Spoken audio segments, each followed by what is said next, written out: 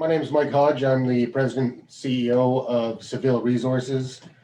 I'll going to share my screen and bring up a presentation.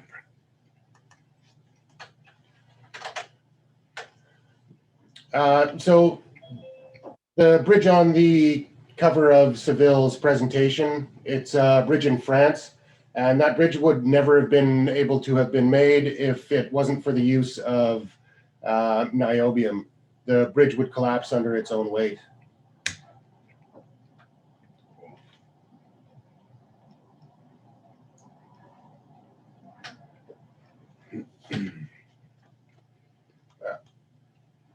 We have just under 80 million shares outstanding for Saville. The market cap would be, I don't know, 3.5 million, something like that. Saville has a very attractive jurisdiction. It's in northern Quebec. We've been in contact with the locals. I've been in contact with them since about 2007 when I started working in the area for Commerce Resources.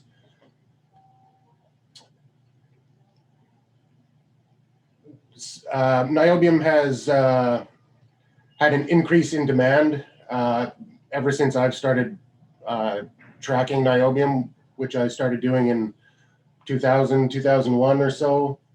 And that's because I was working on one of Commerce's other properties in British Columbia, which is tantalum niobium as well. Got a view of the claims here. So the yellow ones are the claims that Saville has optioned from Commerce Resources. There's 26 claims, and we've got it's quite a large land package. It'll be more prevalent when I show you the size of Ashram's pit. So Commerce had drilled 41 drill holes in this area, mostly before they found the Ashram, which is this group of drill holes just off the Saville claims. The mineral potential for Saville, if you look at this orange area, that is where we're projecting the niobium will be occurring. So the green area here is Commerce's Ashram deposit, and in their PEA, after a 25-year mine life, they would have taken less than 15% of the deposit, and since then, they've drilled more holes, increased the size, never got to the bottom. So we've got a decent sized land package for what we're going after.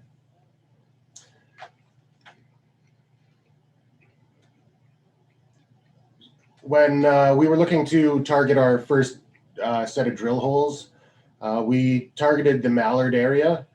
That was because Commerce in 2008 had drilled some decent runs of niobium.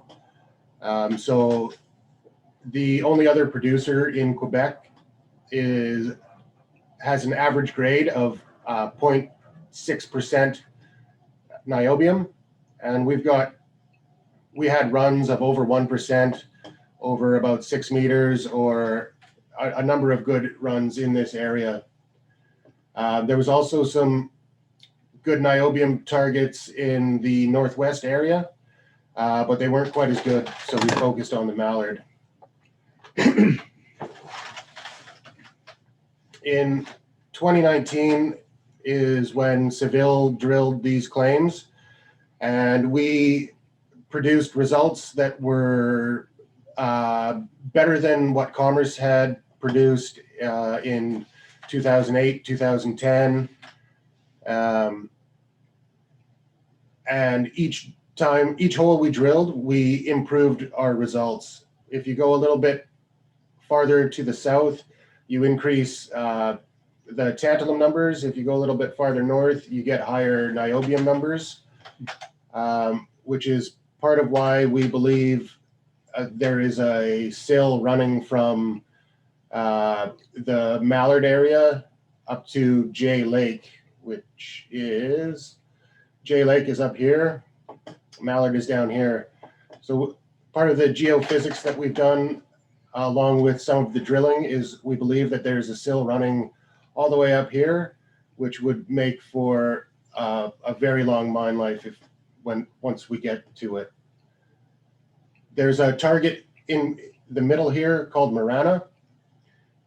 If you can see, there is a mag high here, and the glacier pushed from the Mallard area up towards the north, and there's a boulder train that comes and dies off right on this mag high. These boulders in this area, you can see some of the results, 2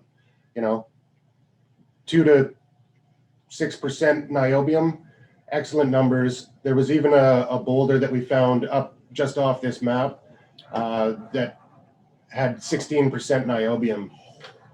So if we believe the postulated source being Marana, one of the exciting things I would like to do with the money that we raised in December would be to put a few holes here in Marana. So when Alex Knox was doing the 43-101, he first worked this property in the 70s for another company, and then was on the ground with me in 2007. He did the 43-101 for us, and he said, I've never been part of a niobium project that had so many excellent targets. He believes we have about 20 targets on this set of claims, but I'm going after sort of 4 main ones. The 2 strongest, in my opinion, would be Mallard and Marana. Marana never being drill tested. So my goal for our next drill program, which should be this summer, would be to put a few holes in Marana and some in Mallard again to help get us towards the inferred resource that I'm looking to get. If we get to an inferred resource, it'll bring a major back to the table. So the largest producer of niobium on the planet is CBMM. I've had dinner with one of their representatives a couple of times over the last few years, and they stated to me that they were there to meet with potential partners. That's a very good sign for Saville and the possibility of doing something with a major down the road. If we plug some holes in Marana and get higher grades than we already were, we're going to be off to the races.